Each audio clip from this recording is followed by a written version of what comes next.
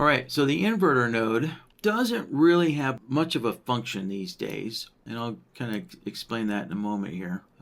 So simply put, the inverter node, let me take my little crossover signal here from the toggle node example here. Let's connect that in. But first, let's take a look at the crossover signals. And let's go to the beginning of the chart.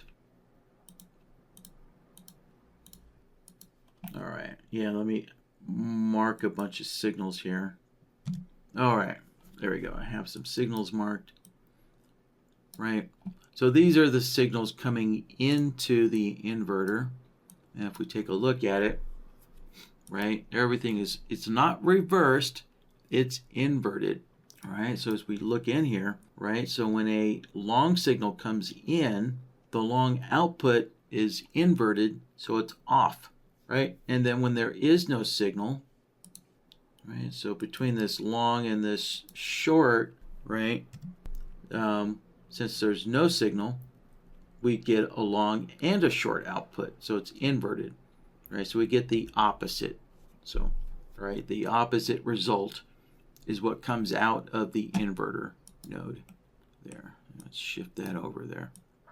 Right, so, right, that's what its function is. But nowadays, with BloodHound version 2, right, you can see every node has these modifiers on it, and one of them is the invert. So that almost kind of made this guy a moot point, you know, but because of all the old BloodHound version 1 systems, right, that might have an inverter node in there, right, we have to maintain it so that those older BloodHound version 1 systems still function correctly when they needed to use an invert function there.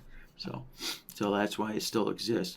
But it does actually it still has a practical use case here, which is it has a enable function here. So I can turn off the invert, right? And there you go, I'm left with my signals again. But the useful situation is maybe I, you know, in some extreme, or not extreme, but unusual situations, sometimes you may want to kill the short side. So that way, all we see coming through the inverter is a long output now, right? So there's no short outputs anymore, anywhere, right?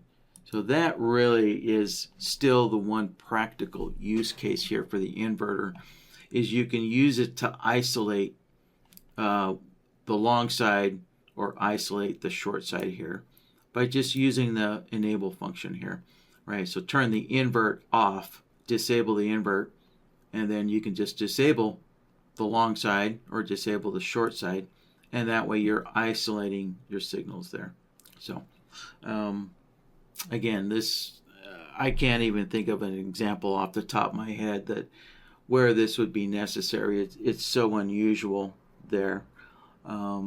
But you know, throughout the decade plus that I've been doing this, I have had that I have had a question in the workshop where where I think I did need to use the inverter to control or to turn off, you know, typically it's turning off the short side, right? So if you're maybe a stock trader, you know, or long-term kind of trader, and you're only interested in long signals there, right? You're not interested in the short signals, then there you go. You could use the inverter to disable all the short signals there if you're working on like daily charts with stocks or something like that, right?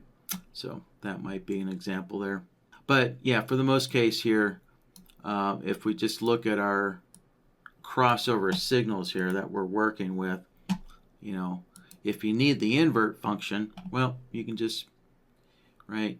So on the crossover, we can just click the invert modifier, and there we go. So, right. But, so actually, yeah, here, I guess here's another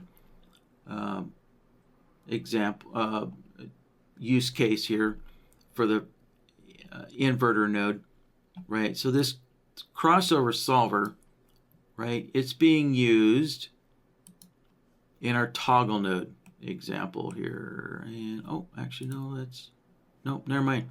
Never mind, sorry. That's right.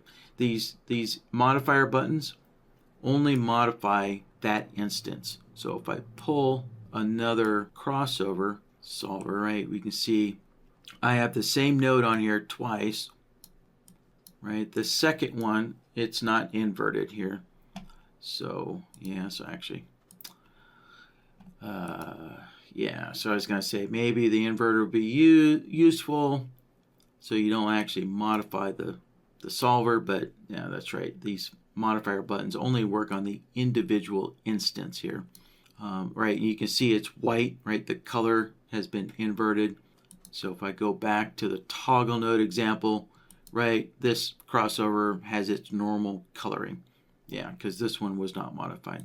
So anyway, so yeah, I'm back to kind of square one here, where yeah, the inverter here, you know, the two examples where it's necessary is when you're opening up the old BloodHound version 1 systems, you know, that needed to invert a node, or you can use the inverter to like disable the short signals or disable the long signals.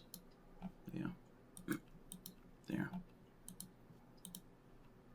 Well, and that is the inverter in a nutshell. That guy is probably the simplest of all the nodes.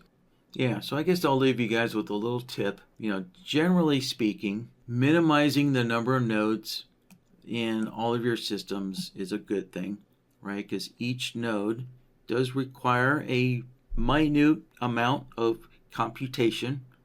So if you do have, you know, a huge elaborate system, and even this toggle node example is not huge. You know, I'm talking something really large where you have to be zoomed out and you have just dozens and dozens of nodes here, right? And so if you have an old BloodHound version 1 system, right, with dozens of nodes in it, then you might consider going through your system, and if there's any inverters in it, actually doing the invert function, right, where it's you know, everything's on, right, and it's doing its typical function there. Yeah, then you might consider actually removing the node and inverting whatever is connected to it, right? So whatever is immediately connected to the inverter, you could just delete it, and then the node that was connected into it, just invert that, and there you go, and you minimized an extra node.